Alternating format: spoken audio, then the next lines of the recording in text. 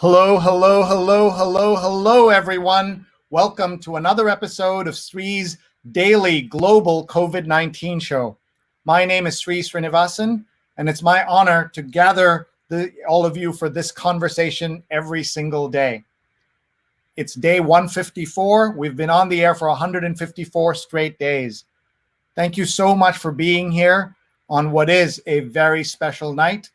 Kamala Devi Harris is the pick by Joe Biden to be his running mate for the November elections. We're going to be joined by two experts who will help us understand what is happening and what this means and where we go from here. We're going to be joined by Marielle Garza, an editorial writer for the LA Times, and Deepa Sharma of South Asians for Biden. Please stay tuned. Please share this right now with friends and family so they can join us. Hi, everyone. I'm Sree. I'm the Marshall Loeb Visiting Professor of Digital Innovation at Stony Brook School of Journalism and the co-founder of Digimentors, a social, digital, and virtual events consulting company. Our motto, don't cancel your event without talking to us, and make sure you talk to us about your virtual events. My email address is right here. Today, we're going to skip our conversation about our sponsors till later because we want to get right to the news, the big news that we'll be sharing and talking about. If you haven't been with us before, this is our show. We're live on Scroll.in, one of India's leading news, information, culture, and analysis websites.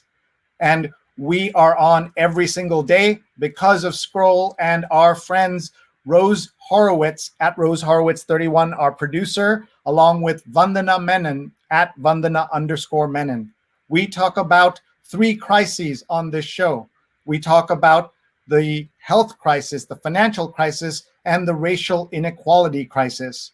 But today, we're going to be talking about Kamala Devi Harris and what it means that she has been selected as Joe Biden's running mate.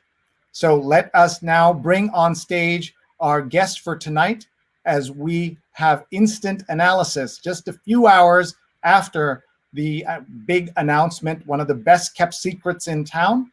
As I read the news, Kamala Harris was only called 90 minutes before the announcement and told that she was the pick. So let's meet our guests. They are Marielle Garza. Hello, how are you? I'm fine. Thanks for having me. And Deepa Sharma. Hi, pleasure to be with you today. Thank you. I start our conversations by asking, how are you doing during the pandemic? So Deepa, we'll start with you and tell us that and tell us where you're calling in from as well. Sure. I've been fortunate that myself and my family have been healthy through this crisis, and we're coping just fine. I live in the California Bay Area, and I live in Lafayette specifically.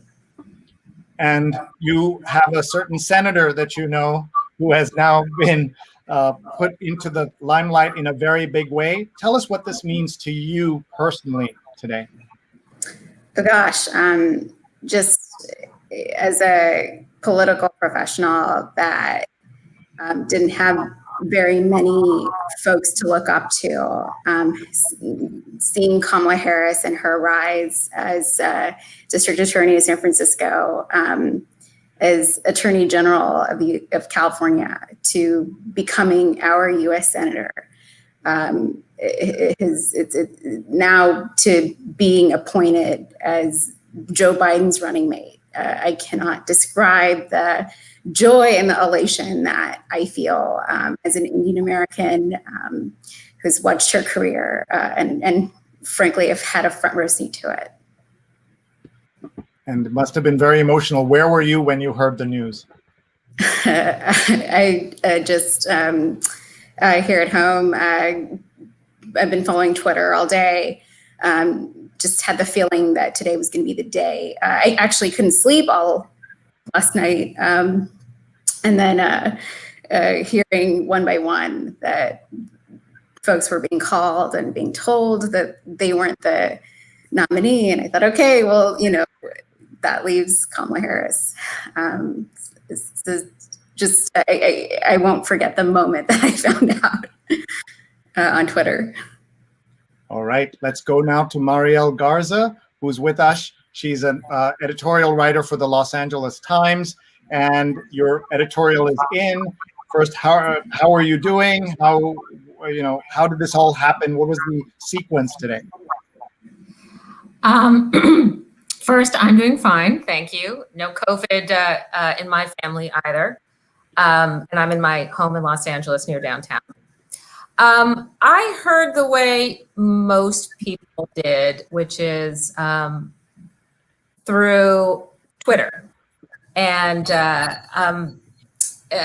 colleagues of mine. We had been hearing rumblings since yesterday that he was going to make his announcement very soon. Earlier today, we started hearing from sources that he had made his mind up, that reported on CNN, and then the news about who had not gotten it was a little too much like a beauty pageant, I think, for some of us who didn't get the pick. So it just sort of started seeming to be inevitable that it would be Kamala Harris, and it was. And of course, it all happened in real time because you were finding out that Karen Bass was not the nominee first, and then it was going on. So tell us what you then did, and we're pulling up the editorial that you wrote as well. Well, that editorial has been written for quite a while, actually. Maybe 2 weeks ago, it became clear that among the top contenders were two Californians, Harris and Karen Bass, a congresswoman in Los Angeles. And we felt as the editorial board that it was important to be ready with opinions about these Californians the moment it was announced, assuming it was announced. We also did other versions of other people that those editorials will never see the light of the day. So we'd already hashed out a position, written an editorial. It was ready to go. As soon as we got confirmation, we published it. So that's how it happened for us. It was a little, a bit of a delayed gratification. Usually when you write something, it gets published immediately. And in this case, I didn't even know if it would be published because we just didn't know who the pick would be. And tell us what you wrote and what that means for the campaign. Well, the point, what we wrote in the editorial is that Biden picked a strong woman as his, not just a woman as he promised, not just a woman of color, which he really had to do, but a strong woman, not someone who would compliment him, and I don't mean like compliment him and be a supporter, but somebody who is who could have been president on her own. And that says a lot about Biden. First of all, she was very hard on him in the debates, to the point where at one point, hot mic moment, he said, "Go easy on me, kid." And he didn't hold that against her. And I think that says a lot about him, that he's more interested in winning than in personal loyalty in his own feelings. Thank you. This is a moment that we'll all remember. So if you're watching right now, please tell us where you're watching from. Please post in the comments. We'd love to read and note this moment. I remember where I was when I saw the Time magazine cover of Geraldine Ferraro. I still remember that cover. Today we live in a different world where information comes out so quickly. And so Deepa, what I thought we could do is look at some of the reactions online and get your thoughts about them as well. So I'm going to start by showing, let's see here. I'm just going to go in and show Maya Harris's tweet. So tell us about Maya first, please. Maya Harris is Senator Harris's sister. She is an authority in her own right. She's a civil rights lawyer. And she was also chairing Senator Harris's campaign for president. So her rise Senator Harris's rise, in part, I think, is attributed to the influence of her sister. So this must have been such an amazing moment for her and her whole entire family. So let's play this. Let's play this video so that everyone can hear it. Every time I'm just going to rewind it so we start from the beginning. My mother. Here we go. My mother, who raised me and my sister, was a proud woman. She was a brown woman. She was a woman with a heavy accent. She was a woman who many times people would overlook her or not take her seriously, or because of her accent, assume things about her intelligence. Now, every time my mother proved them wrong. Every time she proved them wrong. And because of who my mother was and what she believed, what she had the ability to dream was possible and then work to make possible, the fact that my mother never asked anyone permission to tell her what was possible is why within one generation I stand here as a serious candidate for President of the United States.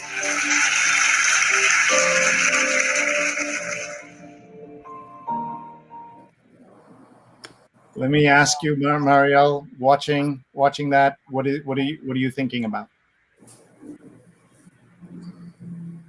Yep, and she has a very powerful story, and it's one. What's really interesting about her background is she's got the Black experience, but also the child of immigrant experience, which I think is really powerful to particularly the population of Los Angeles, many of whom are from immigrant families, and they too have strong working mothers, and I think that story is really going to resonate with people.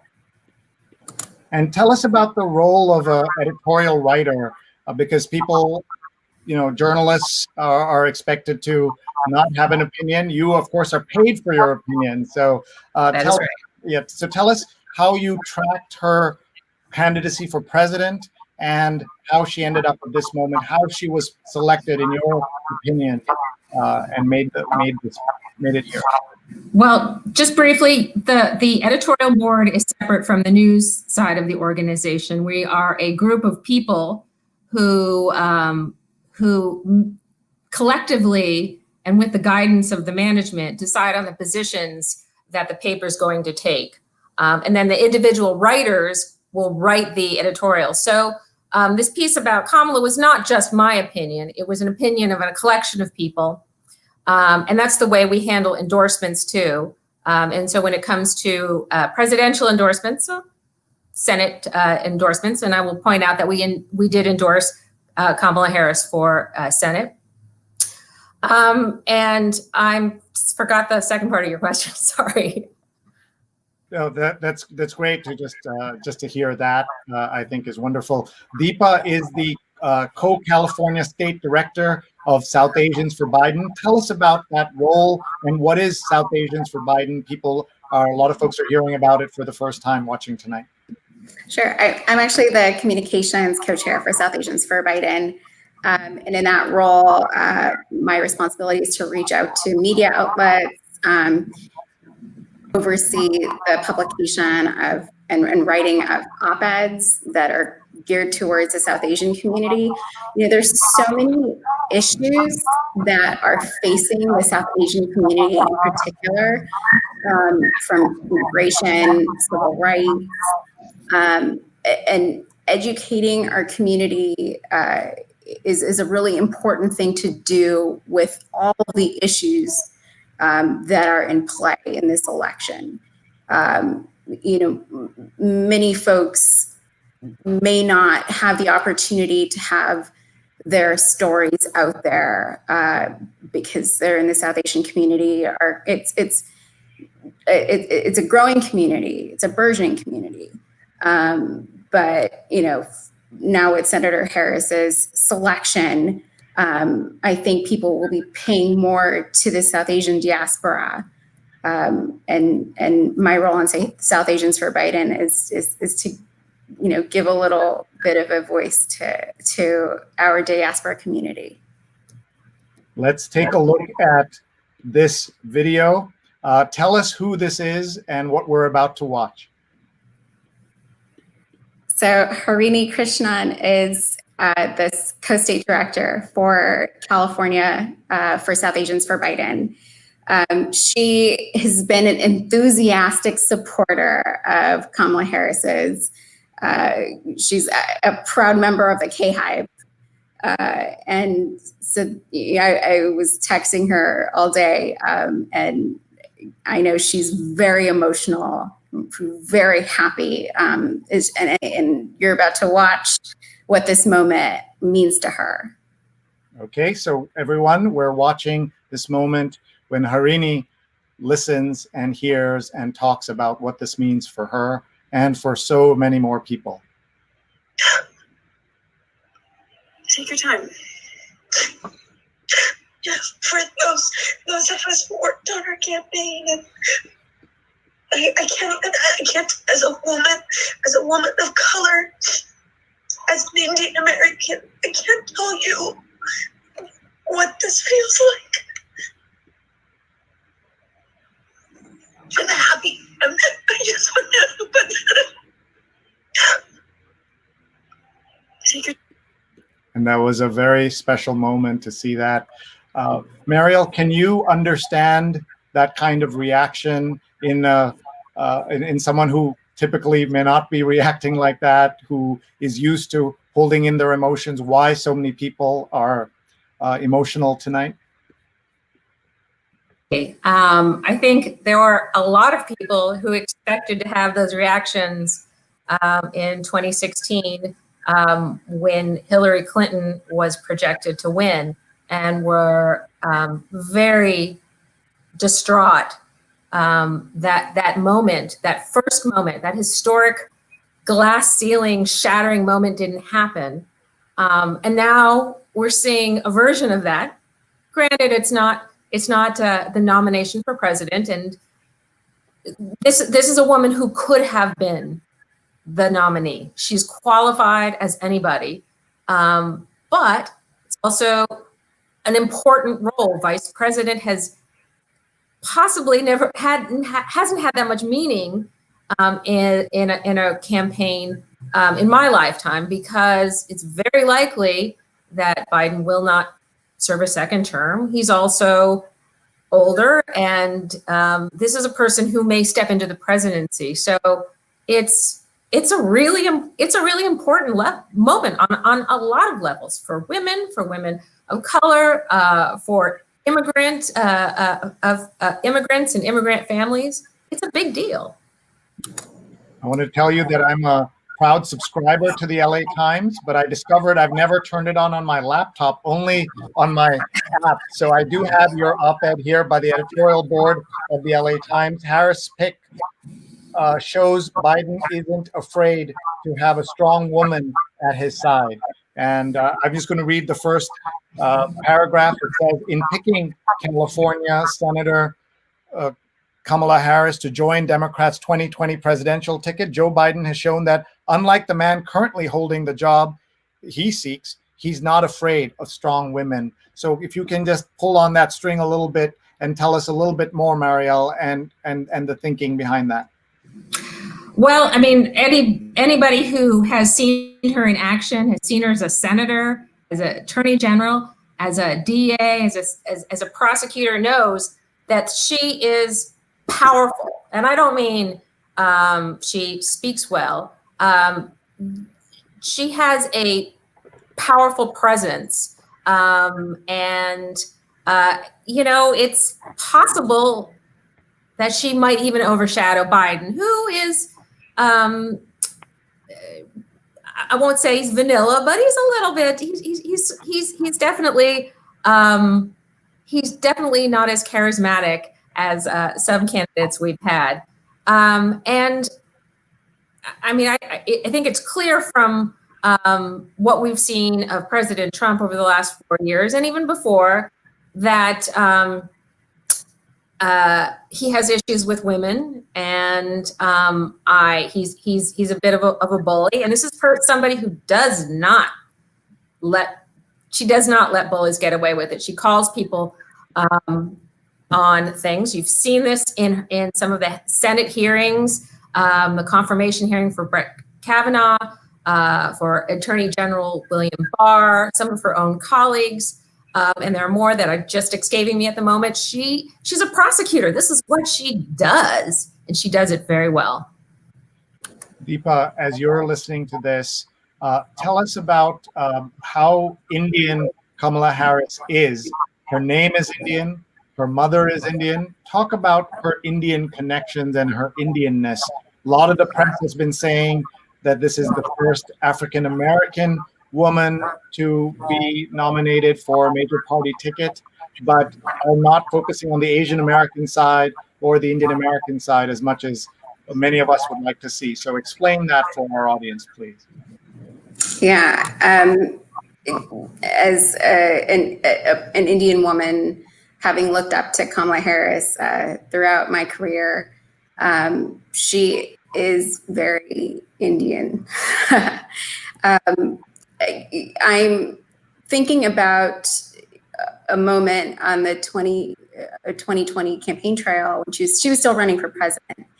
And she did an Instagram live with Mindy Kaling, and they made dosa, for instance. And she had a reaction to seeing how Mindy stored her spices.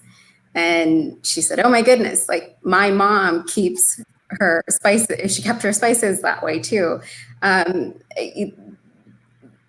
It's a very subtle thing that made me feel like, yeah, she is Indian American. She was raised by an Indian immigrant woman.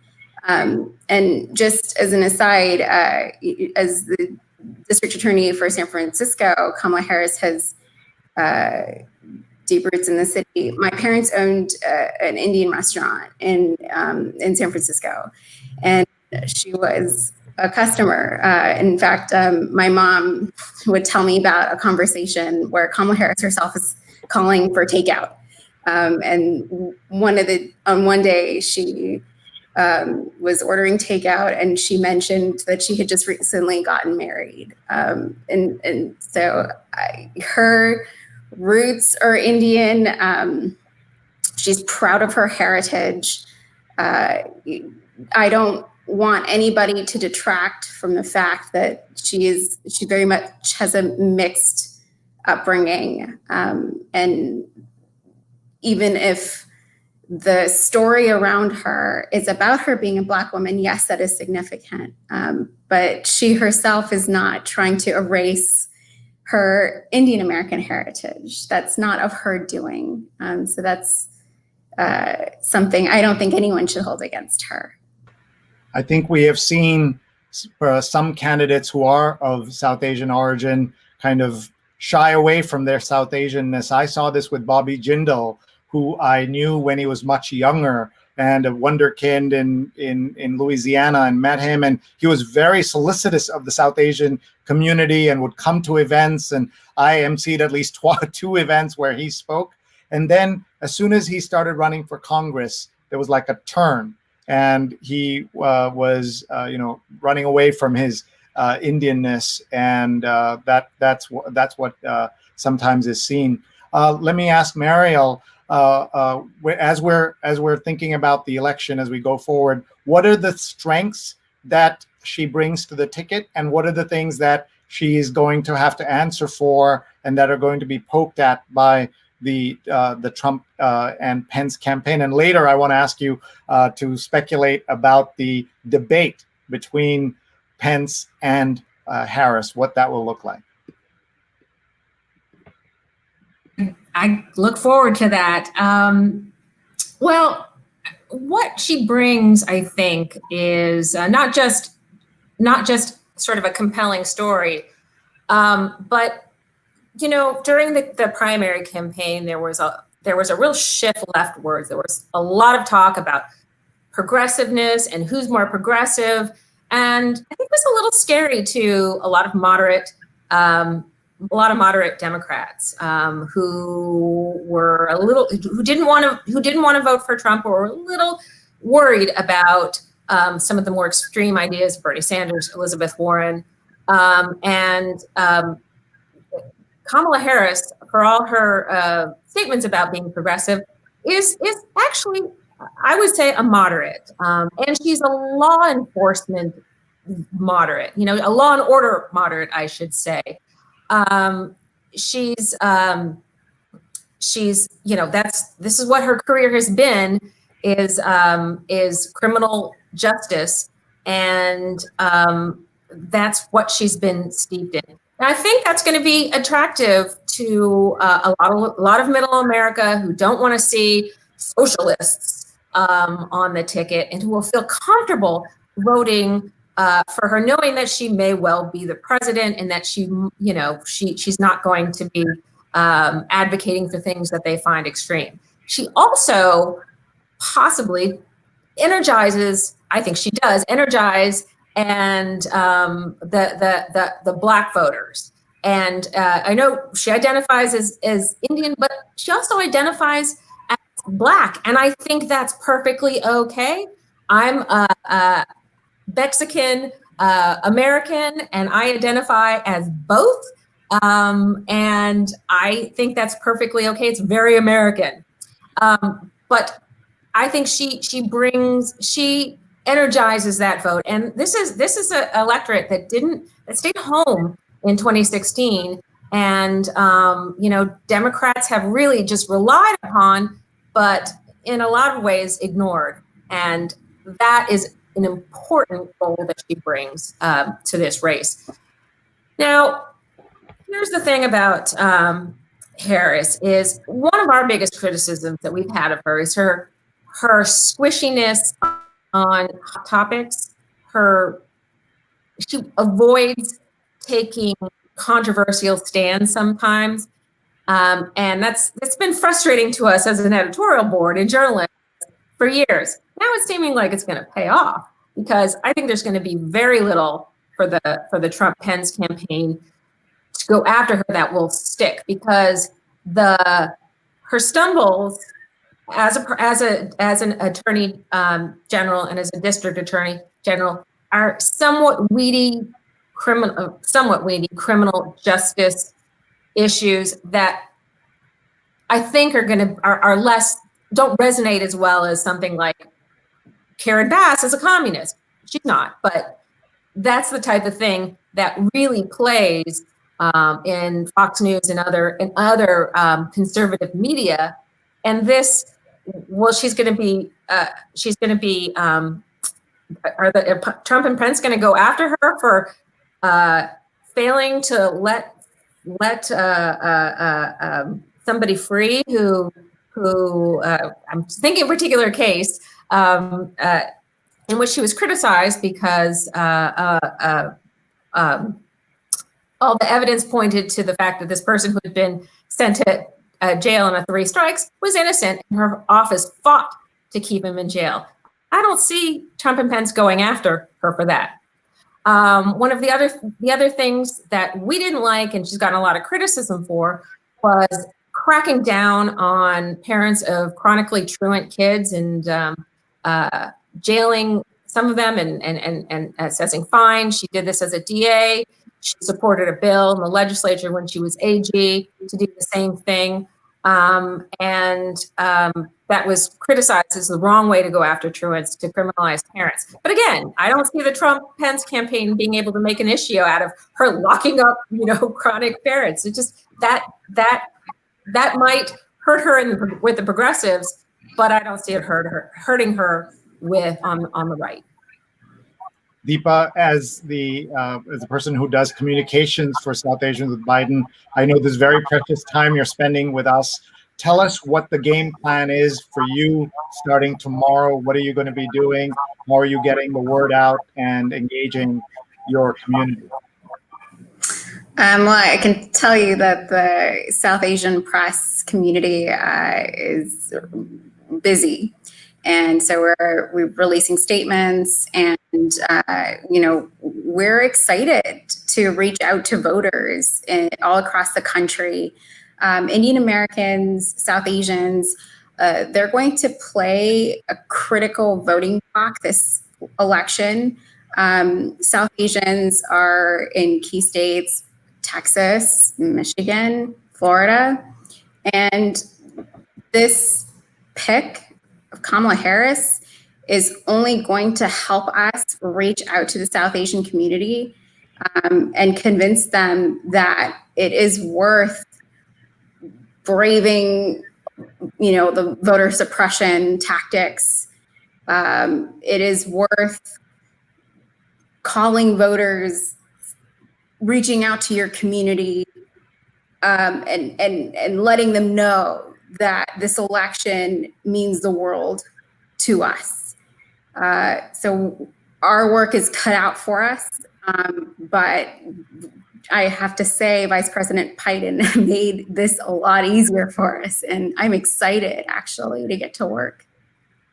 Let's take a look at some of the comments that have been coming in. Jonathan Borstein's watching from the East Village. He has watched 154 straight episodes, including the one we did earlier today, because we didn't know we would be obviously having this big news. Linda Bernstein, one of my colleagues, is watching. I'm interested in how the campaign plans to reach out to progressives. So Marielle, I think she's hitting on what you just talked about. So let me ask that question of Deepa.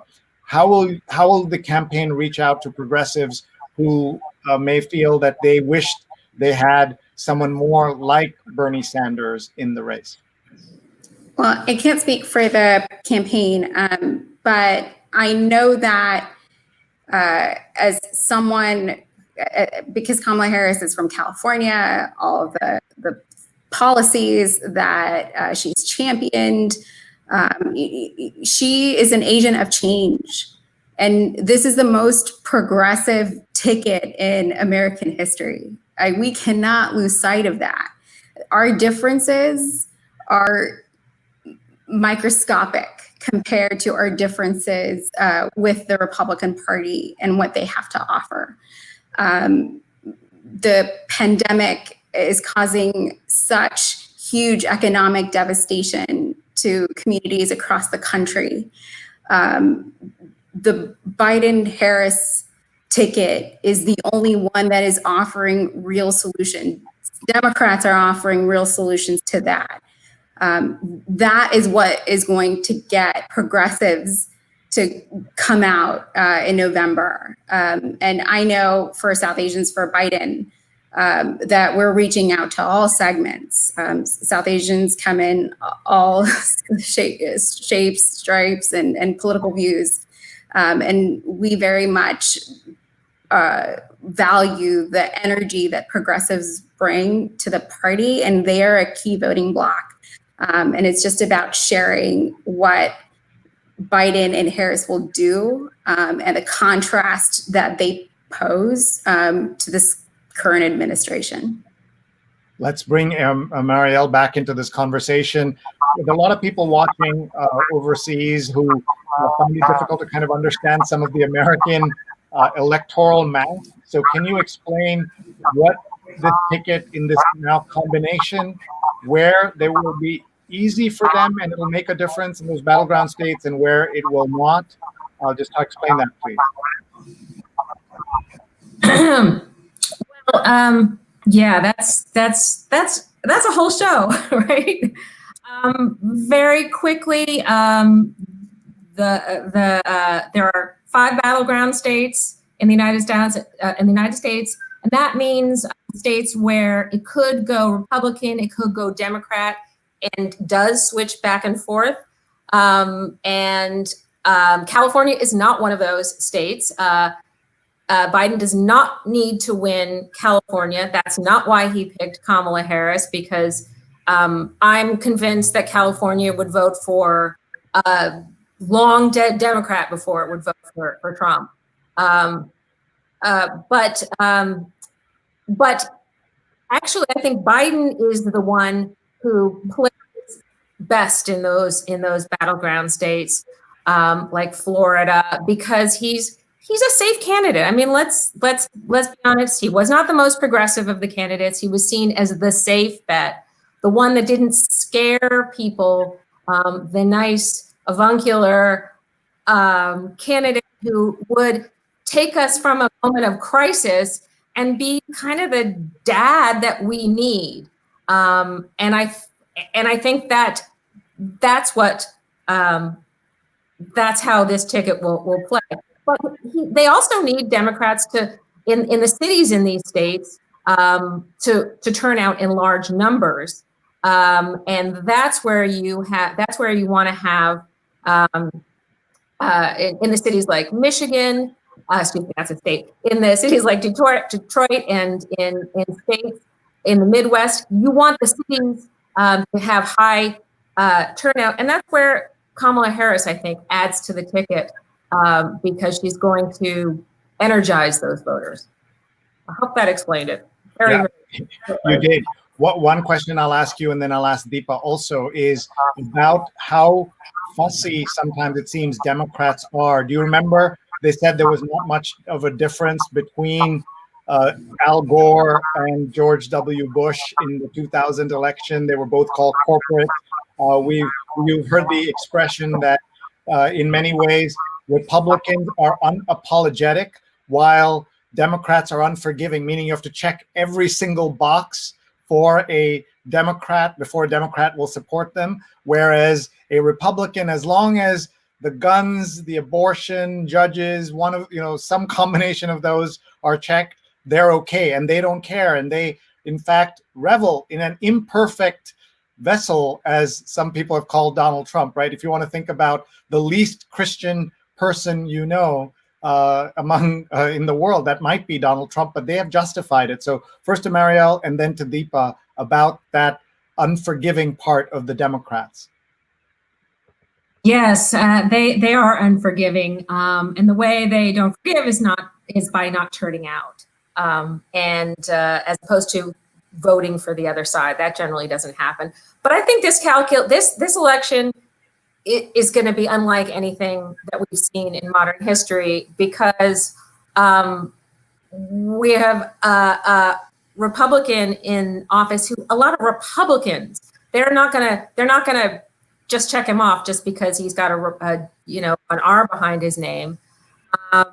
There are Republicans who are actively organizing against him. It's in the Lincoln Project, which has been doing some amazingly tough videos on social media. I'm sure you've seen them. So this is I think the calculus has completely shifted. I think this year it's going to be for Democrats, anybody who's a Democrat, whatever. I don't even think that the party needs to specifically craft a message for progressives because other than Biden or Trump. And I think that's what's going to get people to the polls. On the other side, and the Republicans really need to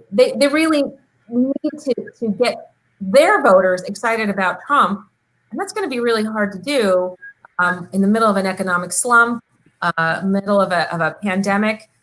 If the economy had still been going strong, this would have been a really different race. I mean, if the pandemic hadn't happened, this would be a really different race. I will just say that Trump has a way of distorting reality so strongly that I watched a few minutes of his press conference yesterday, and I started believing that the virus is almost gone, everybody's better, jobs are back. Like that's that distortion that he's able to inflict on the world, and that's what they'll have to fight against. Deepa, your thoughts? Yeah, it's not that I think that Democrats are picky. I think that if you look at the Democratic coalition, right, it's young people, people of color, Black communities specifically, Black women, immigrant communities. These are communities that work, are difficult to maybe reach out to, maybe they rent. And so I don't think it's more so that they're looking for the perfect candidate. It's that I think that it's more difficult to reach voters that are within the Democratic tent. And so, when voting is on a work day, for instance, people don't get the day off.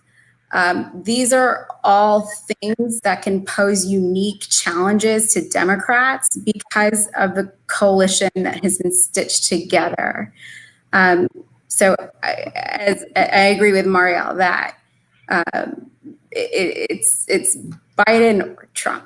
And that is such a persuasive message and it will unify people. It will energize people who don't normally go out to the polls, just because the devastation that this administration has proffered on the American public is so obvious that there is no choice now. You cannot be apathetic.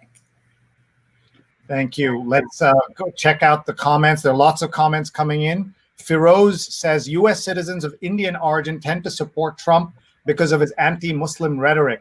Do you think this choice will have any impact on this bias? First of all, yes, a lot of Indian Americans do support Trump, and some of it is because of that rhetoric, but the majority of Indian Americans, South Asians, did not vote for Trump and are not Trump supporters, and that's before the pandemic. But Deepa, your thoughts on this particular question? Yeah, I've looked at the voting trends. In 2016, the Trump campaign did try and reach out to Indian American voters. He had an event in New Jersey.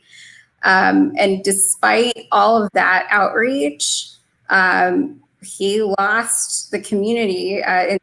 There's academic research where as much as 84% of Indian Americans voted for Hillary Clinton. Another study says 77% of Indian Americans voted for Hillary Clinton over Trump. So while I agree that there is a segment of Indian Americans that find Trump's rhetoric appealing, that is by and large not the case for the entire community. So it's not a concern. And in fact, I have to say, Vice President Biden has such a pro-India record through his record in the Senate. He was a proponent of the Indian nuclear deal. And, you contrast that with Trump, right? He's freezing H-1B processing. He's levied tariffs on Indian steel and aluminum. There's just so much that the Obama-Biden administration did to increase and strengthen relations with India that Trump's record just frankly pales in comparison. And explaining that to Indian American voters, explaining Joe Biden's record on so many issues will, I think, make the issue obsolete.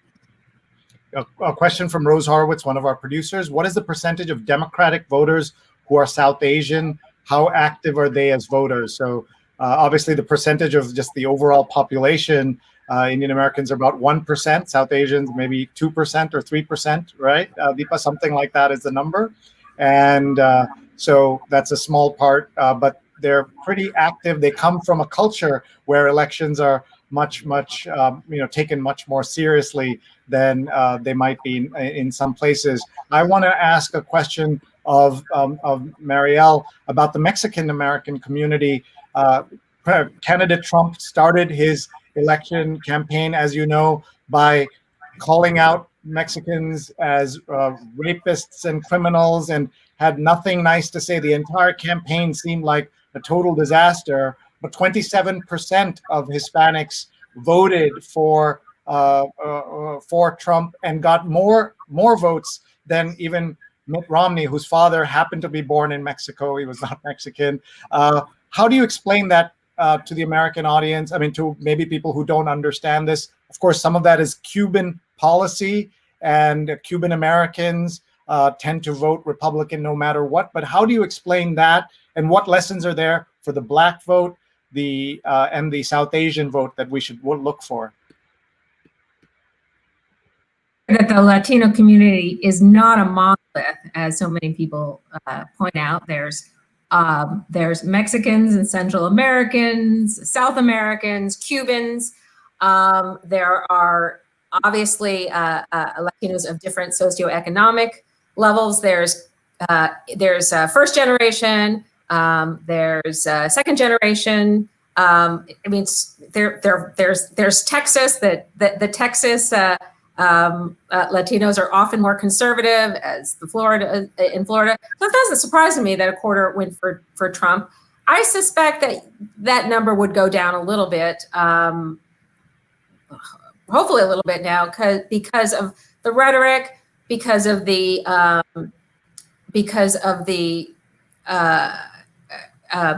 tactics that he's taken on the border, which just seem inhumane to anybody of any ethnicity.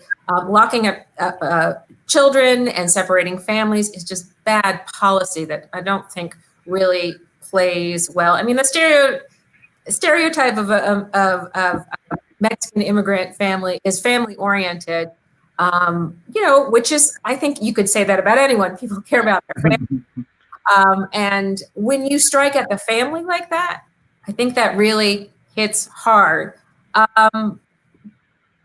So I think you're going to see that number change a lot. I don't know, but again, the Latino community is not uniform, and it never will be. Just like the white community or the Indian community or any group of people, they have different ideas, they have different backgrounds, and they have different values.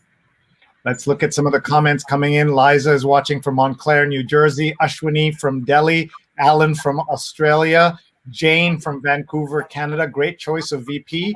The international nature of this story is also compelling. I think people are really struck by that. Let's look at some of the photographs that were in the LA Times today, including one particular one. I'm sure you know. I would be showing this. This was the announcement. This is part of her story. Born in Oakland, it says, and raised in Berkeley. Kamala Harris is the older daughter of two immigrants. She's a product of the Bay Area's competitive political training ground, having worked in the public sector her entire career. And that, of course, has an impact on how she sees the world and what she has done. And then I'd like Deepa to talk about this photo and this story behind this photo. I do know that photo was circulated during her presidential campaign. This is when she visited India. And I know that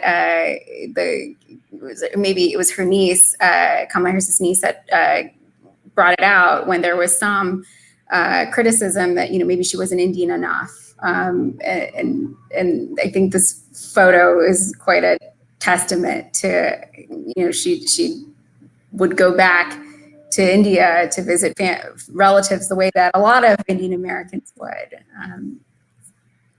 And that's what you're seeing there. A question from Ariel. Tell us about what happens to her seat. Does she have to be appointed? Is there a successor named immediately, or only if she wins? If she loses, does she go back to the Senate? Explain that, please. Yes, I mean, she could quit her seat, but I don't know why she would at this point. If she wins, it means there'll be an open Senate seat, and that means the governor of California, Gavin Newsom, gets to appoint that person. And that's really, really important to pick, because that person is going to be well positioned when re-election comes a year later. So it's going to give whoever is really interested in being a senator. And there are several politicians who I know want that job and are going to be and probably have been jockeying for a while, ever since Kamala Harris started running for president, with a thought that she might become president or vice president or in the cabinet. So that race is one that we're already talking about who might be picked. And the governor has the right to pick anybody and appoint anyone. Is that correct? To serve out the rest of the term. That is correct. These are all kinds of new things for a lot of people who are watching and trying to understand. Raj does understand all this. He used to live in New York. He's waking up in Pune. He said, so proud to wake up to this news.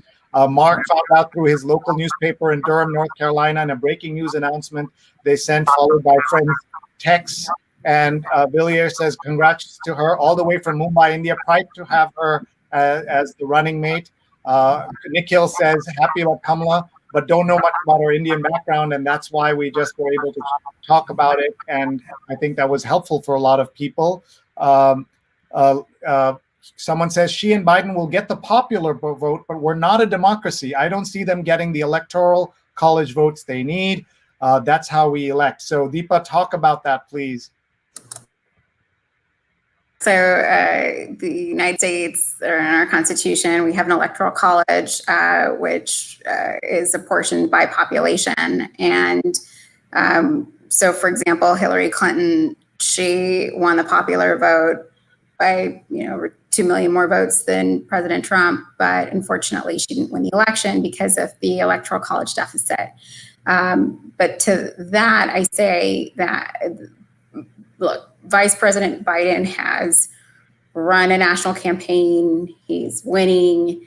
He's up in the polls. He's experienced. And I would actually point out that he's actually underperformed in his polling. And so I'm encouraged to see that in swing state polls that he is ahead. And it's not just in the national polling that he has a sizable lead, but it's also in state by state results. So yes, the Electoral College is concerned. It creates undemocratic outcomes, but this is likely a little bit less of a concern just because of Vice President Biden's experience and his team they know what they're doing. Thank you. Let's ask Marielle the same question. Yeah, I don't, who knows how this election is going to go. I stopped putting any stock in polls 4 years ago when Hillary Clinton was projected to win and sweep. That didn't happen. Do I think the Biden campaign has a better chance of winning in these swing states? Definitely. Some of those states have voted Democratic before, and there's no reason that they wouldn't again. But who knows? Who knows what's going to happen? We have a very strange system of electing the president, and if we have another case in which a popular vote is lost to the Electoral College, there'll be even more pressure to get rid of the Electoral College, which I will say that as a Electoral Board, we have supported getting rid of. It's an archaic system that no longer works in the way that we want it to work. Just to tell folks, though, even if that does happen as you're describing, that people get angry, there is nothing that can really be done because the states that have this power have to voluntarily give that power up, meaning they have to ratify any change, and that will never happen. Why would a small state give that up? And that's one of the infuriating things about the American system that we can debate and discuss, but almost have no impact on. We have so many comments coming in, and we need to let our guests go in just a couple of minutes. So many folks are asking about how the next 90 days, 85 days play out. So Deepa, your assessment of what people should look for, and then Marielle as well. In the next few weeks, I see more exposition about Senator Harris. The DNC convention will sort of help frame how this campaign will look. There will be a ratcheting up of voter contact efforts. It's already underway, but voters they pay more attention as they're closer to getting their ballots.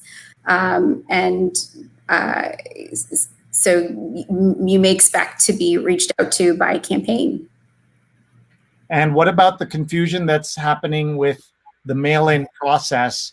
Linda says a lot of people are saying that Biden-Harris voters will need to vote in person to avoid mail issues that Trump is creating. What are you doing about that?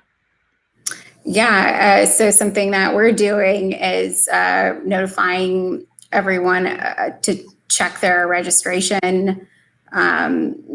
And because of the recent news about the post office and the postal service, that there are significant delays. And so we're monitoring that, and we'll be notifying our members in every state about what they can be doing to protect their votes going forward. But it is a state by state issue, right? California's vote by mail. Our governor is going to protect that. Other states their leadership are not amenable to casting your ballot in the midst of a pandemic by mail. So it will be about educating voters, letting them know about the deadlines, and ways in which that they can cast their votes. We are seeing so many comments coming in, including the trolls have arrived, and I cannot share most of what they're saying, but I just wanted to show you both Marielle and Deepa that here is somebody. We said that it's hard to label someone like Kamala Harris a communist or a socialist, but here you go. They're going to say that. The facts don't seem to matter much in these elections, and so what can people do to understand the issues and vote in the right way, Marielle? Read the LA Times editorial page, of course. Yeah. But seriously, I mean, get educated and read a lot of sources, not just the LA Times, not just the New York Times, not just the Wall Street Journal, not just Fox News or CNN. There's so many sources of verified news and discussion like this show and others. People should do their own thinking and not just spout ridiculous stuff like communist coming, because it's not helpful. And is not true anyway. And that would be something that, there is a communist party and people can support whatever they like. Madhu Soman says, questions popping up about how her name is pronounced, Sree. Is it Kamala or Komala, which are both distinct Southern Indian names, which mean lotus? Her book suggests, as Saqib Ahmed of Reuters pointed out, it should be Kamala, as in the punctuation mark. Deepa, any insights into this? I think she has weighed in on this before, but if she calls herself Kamala, we should respect what she calls herself and the pronunciation she uses. Right, and I'm sure you get that also, Deepa or Deepa, right? There are, I get that as well with my name. And Marielle, we talked about your name, and people, and so here are three people with unusual names by some standards, but we think it's pretty common and not so surprising. Before we let you both go, because you've been working so hard all day on this story, I want you to take a couple of minutes each and just kind of reflect. What does this mean? I talked to my kids about this today. I know that this is a moment that I will never forget, no matter which way the election turns, what happens, that this was the moment where we had a woman of color who was South Asian, who was Black, in this moment, with everything happening in the world, was selected and got a chance to run for vice president, not erasing what happened with Hillary Clinton. And you remember there was some kerfuffle about what Maureen Dowd wrote about that. But just the fact that a woman of color has been elevated to this position, a position she has earned, I would love to hear each of you kind of dig into that a little bit, and then we'll let you go. Marielle, we'll start with you. Marielle is editorial writer at the LA Times, and she has an editorial that she worked on for a while and was published tonight after the pick was made. So Marielle, thank you for being here, and your thoughts, please. As I said earlier, I think this is a big deal, but I hope that it's going to be no big deal within a few cycles. That not just women, the occasional woman or the occasional woman of color, but that the inclusivity continues, that this is not just sort of a one and done thing. I don't know if the Biden-Harris campaign is going to win. If it is, that would be another glass ceiling shattered, and I hope it's not the first. For people who are already saying before this pick that Biden's going to win, he's so far ahead, what is your message to them? Remember 2016. Don't make any assumptions. Thank you very much, folks. That was Marielle Garza of the LA Times. I'm going to let you go so that you can get back to your evening. It's already 11:30 here. It's 8:30 in California. Thank you very much, everyone. Please follow Marielle Garza on Twitter, and we hope you'll come back in the weeks ahead and keep us posted. Thank you so much. Sure. Thanks for having me. Good night. Good night. And now let's talk to Deepa Sharma, who's communications director at South Asians for Biden. And she's also in California, in Lafayette. And big night. You must be exhausted. I know I am. Tell me how you're feeling and what you're thinking. I'm excited. I had a little bit of more of an emotional reaction than I anticipated. And I really was surprised by it. But it's such a big moment. It's a watershed moment, I think. And, you know, just to keep in mind that Kamala Harris, you know, she's the U.S. Senator from California. She doesn't bring a state that Biden wouldn't have gotten otherwise. So she was chosen because she was because of her her power, her story, her background. And I think that's really special, right? It wasn't just some gimmick. It just speaks to how powerful Kamala Harris is. I know Marielle mentioned her charisma earlier, and just the fact that Joe Biden himself selected her I think it's going to change politics from here on out. And the fact that the Democratic Party has someone on the bench, I think is such a huge thing for us. You know, maybe the conventional wisdom would say to choose someone who's safe, but this is a strategic choice. This is someone who can carry the mantle down the line, and I am excited about that prospect. I didn't quite understand all the attention being given to Susan Rice as a candidate because she didn't have that track record in electoral politics. So I thought it may come down to Kamala as well as Tammy Duckworth and maybe Karen Bass, but it wasn't for some people who were commenting, oh, this was expected. I don't think this was expected. There's nothing guaranteed about this, that this was the outcome, to everything that happened from her taking him on in the debates to all the choices he had. The fact that he went here is very special and something worth noting, no matter what you think of the ticket and Trump or anything else. Before you go, talk to the young people watching who are quite aware of what this means, because they're growing up at a time when I was watching Sanjay Gupta on TV. We have so many people on movies, on television, anchors, people on Sports Center. We have senators, we have congressmen and women, and it's just so routine to see South Asian faces in so many aspects of life. CEOs of Google and Microsoft and Adobe and Gap. The CEO of Gap is an Indian American woman. Talk to those kids who think this is all natural and the way it has always been and the way it'll always be.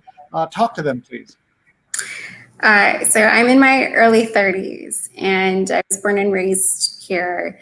When I was growing up, people could never place me and would assume that I was from the Latino community. That's how invisible Indian Americans were in very recent times. The fact that it's not like that anymore, I'm grateful it's not like that anymore. But it's a fragile thing that we have now, that it's not such a big deal, because this administration is trying to erase us. They're trying to erase communities of color, South Asians included in that. This administration is trying to prevent our community from growing in America. So this ubiquity that we've all, we're sort of looking back and going, wow, that's just an amazing thing. We cannot take that for granted. And that is what is at stake actually, this upcoming election. It is whether we are part of the American fabric. Are we important to America? Or are we just, a community that just has an economic benefit to the country, and now that's no longer needed, and so we can all go back home now? That is the message from the Republican Party about immigrants. So this is my message to young people: is please don't take this moment for granted. Before you go, I want people to know how they can learn more about the campaign from a South Asian point of view. And so this is the website for South Asians for Biden. This is your website and your digital toolkit. I'm looking at all the elements in there. Tell us about it, and tell us about any other South Asians who are involved in the campaign that we should know, names we should know. Sure. So on our website to join us, there's actually the bar that says join us. If you input your email address, you'll get communications from us, and mostly it's just upcoming events and ways that you can get involved. So I know every Saturday, They See Blue and South Asians for Biden, they have voter contact efforts. You can get involved with that. You can call other South Asian voters in swing states. We've been reaching out to Wisconsin as of late. Harini Krishnan has actually led that effort for us. There are plenty of ways actually to get involved. So input your email address. But we also have a slew of events that we're putting on that are geared towards the South Asian community, so you can learn a little bit about what's at stake for all of us. Like we're planning an event around South Asian business owners that are being uniquely impacted by the pandemic. On our board, we have people that are from the tourist business-facing industry that are facing unique hardships because of the pandemic and the lack of a national coordinated response. We had an event about hate crimes and the increase in the level of hate crimes against the South Asian community.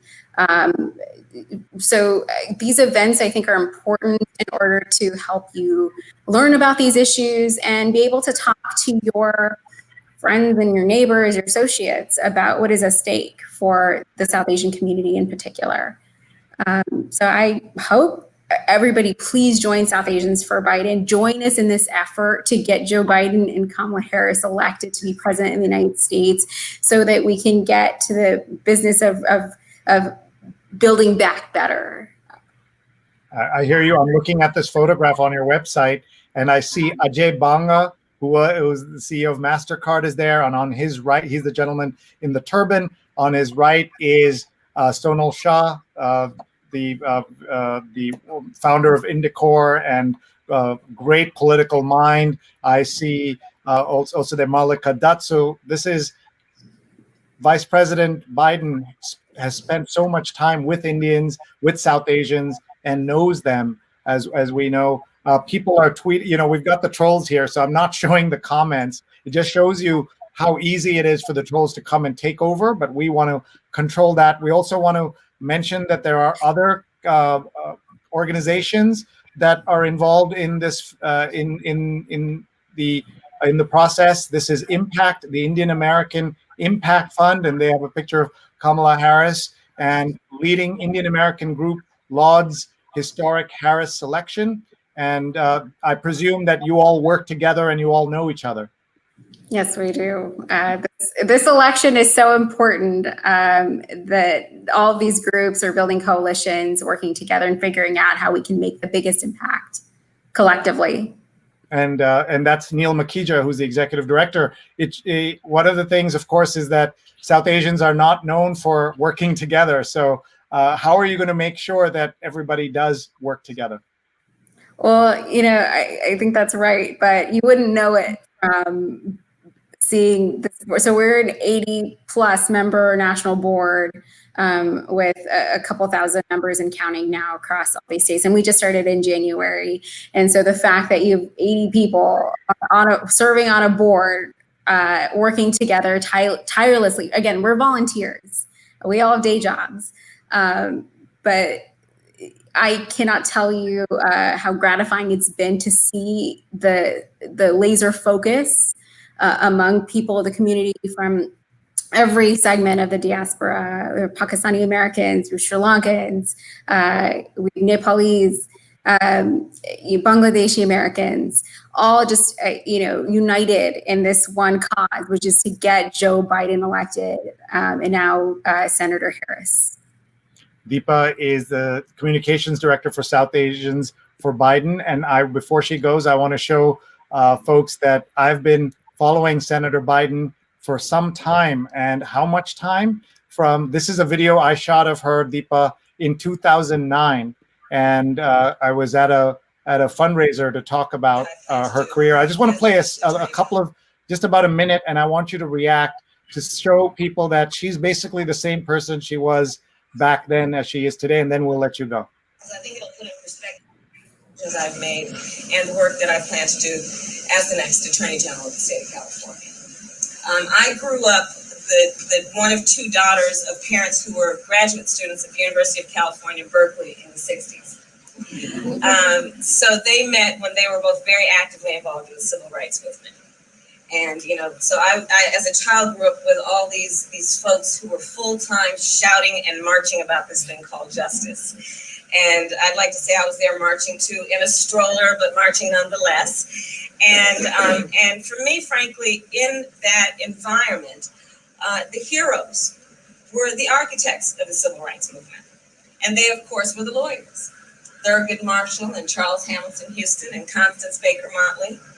They were taking the skill of their profession to translate that passion that was happening in the streets, to bring it to the courtrooms of the United States.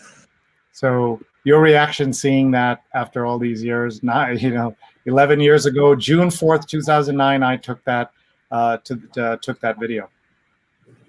Yeah, something about Senator Harris that makes her candidacy so appealing is that she has a unique understanding of how the law impacts communities. So it's not just about progressive rhetoric or anything like that. She knows that the biggest thing we can do to help people is by changing laws. She is very civil rights oriented. She's civil rights focused. A lot of the positions that we take for granted, her stance on gay marriage, for instance, back in 2004, when she was district attorney, she was marrying and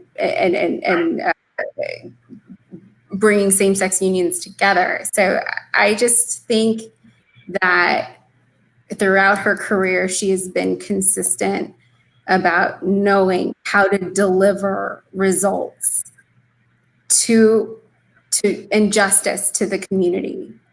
And she will continue to do that if she's elected as vice president with Joe Biden this November. And to your point, South Asians look that way only on the surface. Actually, at the core values, they're united forever. So Kalidas is reflecting what you're saying, that South Asians can be united, and that's great to see. And with that, we're going to let Deepa Sharma, the communications director at South Asians for Biden, get back to her evening. It's about 8:45 in California. It's almost midnight here. What a night. I'm going to remember this forever. And Deepa, you were part of it. Marielle, the LA Times editorial writer who joined us, I'm so grateful to you, and good luck, and looking forward to staying in touch. Thank you so much for having me. Bye-bye. And that brings to an end tonight. It's 11:45. We got started at 9 p.m. Eastern, some 2.5 hours ago, with our regularly scheduled episode about spelling bee mania, and then turned into Kamala Harris mania. And we can see from the trolls that are just taking over my timeline that even people who don't like her are spending their energy talking about her. And we'll see where all this goes, how this translates onto the political the campaign in the weeks ahead. We have no idea. This is unprecedented. And then you have a president injecting chaos with the mail-in voting. And on top of that, you have the Russians and everything else that's yet to come. So it's going to be fascinating set of weeks that we have ahead of us. On this show, we can tell you that our plan, it was when we started 154 days ago, to just be here for a few weeks because we thought that was what the pandemic was. And here we are 5 months later, and we're going to continue. We haven't missed a single episode of the show, and we've gotten wonderful response from all of you, and we're so grateful for that. And this show will, I can tell you tonight, will continue through the election. We want to continue to learn. This has been a place where we've said we will learn every single night, and we have. These are our first 150 episodes and our 281 guests, and even more after tonight. And we will continue to cover this because of our partnership with Scroll.in, because of our wonderful producers, Rose Horowitz at Rose Horowitz 31 and Vandana _Menon. Please check out our archives, youtube.com/Sreenet, youtube.com/Sreenet. And we are just so grateful to everyone who has participated, who has partnered with us. If you're a sponsor, if you're a viewer, so many of you write in to say you love the show because it's uplifting. But I want to tell you it's uplifting for me. I have learned so much, and this has gotten me through the last 154 days. Now we're going to go for at least another 80-something days through the election. Do not expect it to be one election night. It could be several days and weeks before we know everything that happens. But we have plenty of time to get to that. Just this week, we learned about how polling works in this country and what it means and what are the things we need to know. This was an episode with Charles Franklin that you can find in our archives. He explained how polls work, and you can go back and look at that. So that was the first, and this is the second in a series of conversations around all things electoral that we're going to talk about. And I can tell you that my work as a writer and as someone who talks about where we're going, I'm going to be paying very close attention and looking forward to your feedback, your suggestions for speakers, guests, and where we go from here. Thank you so much for being here. Thank you for your support, and please email me, Sree